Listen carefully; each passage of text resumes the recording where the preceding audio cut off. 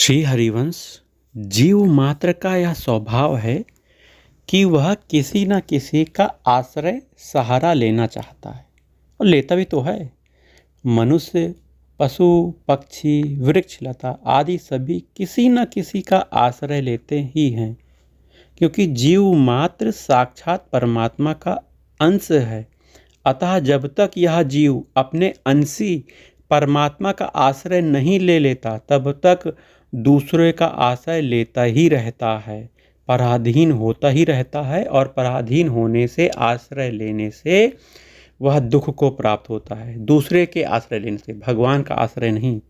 मनुष्य तो विवेक प्रधान प्राणी है, पर अपने विवेक को महत्व न देकर यह स्वयं साक्षात अविनाशी परमात्मा का चेतन अंश होता हुआ भी नाशवान जड़ का आश्रय लेता है, शरीर का बल लेता है, अपने पद प्रतिष्ठा का बल लेता है, अपने सगे संबंधी का बल लेता है, अपने माता पिता का बल लेता है, अपने धन का बल लेता है, शरीर बल, बुद्धि, योग्यता, इन सब का बल लेता है। यही तो भारी गलती है।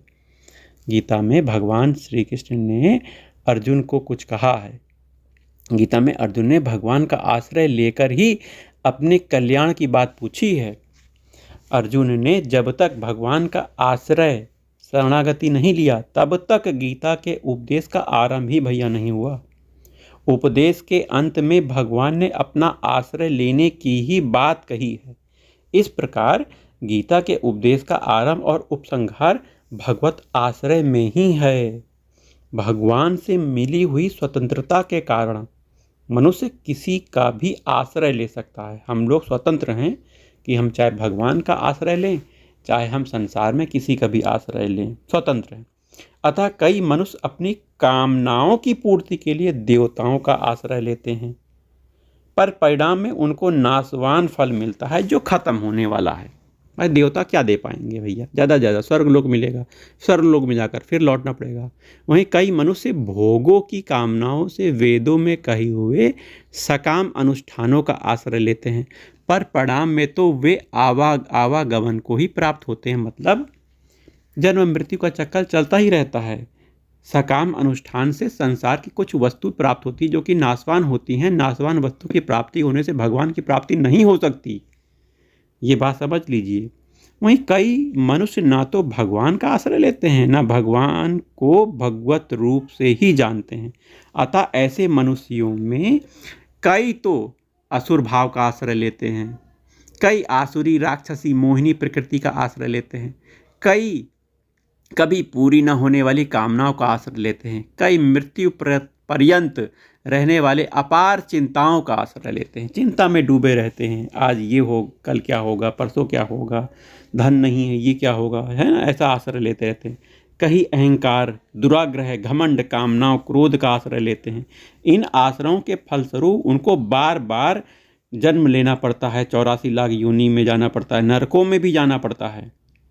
भगवान की ओर चलने वाले मनुष्य भगवान का और उनकी दया, भगवान की क्षमा, समता आदि गुणों का आश्रय लेते हैं और परिणाम में भगवान को प्राप्त होते हैं। अतः गीता में मामु पाश्रिता मदाश्रया मामेव ये प्रपद्यन्ते मामाश्रित्य यतन्ति ये माम ही पार्थ स्वपाश्रित्य तो मामेकम शरणम ब्रज तमेव शरणम गच्छम आदि पदों में भगवान के आश्रय की बात की गई है। ये गीता के सब हैं। वहीं गीता में जितने भी साधन बताए गए हैं, उन सब में श्रेष्ठ और सुगम साधन भगवान का आश्रय लेना ही है। जो भगवान का आश्रय लेकर साधन करता है, उसके साधन की सिद्धि बहुत शीघ्र और सुगमता पूर्वक हो जाती है। भगवान उसे समझो अपनी गोदी में लेते हैं। वो गलती भी कर ले तो कहाँ है, भगवान के शरण में तो है, भगवान की गोदी में है, भगवान माफ़ कर देंगे। इस बात को भगवान ने गीता में स्पष्ट शब्दों में कहा है, जो मेरे आश्रित होकर संपूर्ण कर्मों को मेरे में अर्पण करते हैं, उन भक्तों को मैं मृत्यु संसार समुद्र से बहुत जल्दी उद्धार करने वाला हो जाता हूँ। ये कहाँ मिलेगा आपको? अध्याय 12 में, ठीक है। जो मेरा आश्रय लेकर यत्न करते हैं वे ब्रह्म, अध्यात्म और संपूर्ण कर्म और अधिभूत अधिदेव अधियज्ञ सहित मेरे को जान जाते हैं, अर्थात मेरे समग्र रूप को जान लेते हैं। अपना आश्रय लेने वाले भक्त को भगवान ने संपूर्ण योगियों में श्रेष्ठ बताया है। अतः साधकों को चाहिए कि वे भी जो भी साधन करें भगवान का आश्रय लेकर ही करें। यह स्वयं परमात्मा का अंश है और स्थूल सूक्ष्म और कारण शरीर प्रकृति के अंश हैं। क्रिया और पदार्थ का जो आश्रय है वो स्थूल शरीर का आश्रय है। स्थूल शरीर से भी दूर धन, मकान, बेटे, पोते, कुटुंबी, जमीन, जायदाद आदि का जो आश्रय है वह तो बहुत ही जड़ता का आश्रय है। विद्या का, अपनी योग्यता का, अपने सद्गुणों का, अपनी बुद्धि का जो लोग आश्रय लेते हैं तथा चिंतन का, ध्यान का, मनन का आश्रय है वह सब सूक्ष्म शरीर का आश्रय है जिसमें व्युत्थान होता है।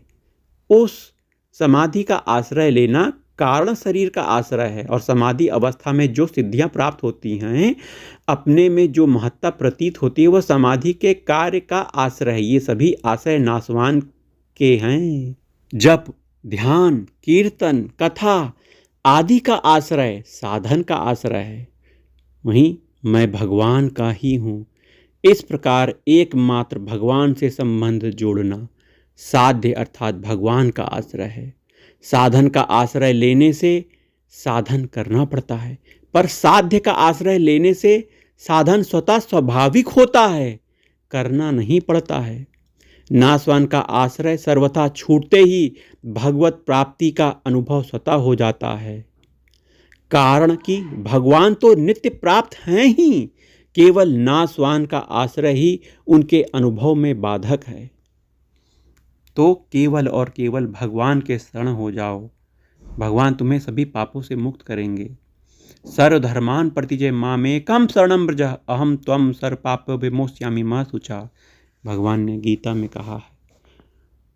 अपनी अहंता, ममता, अपना मन का चिंतन जहाँ जहाँ तुमने लगा रखा है सबको समेट कर एकमात्र भगवान के चरणों में अपने मन को लगा दो।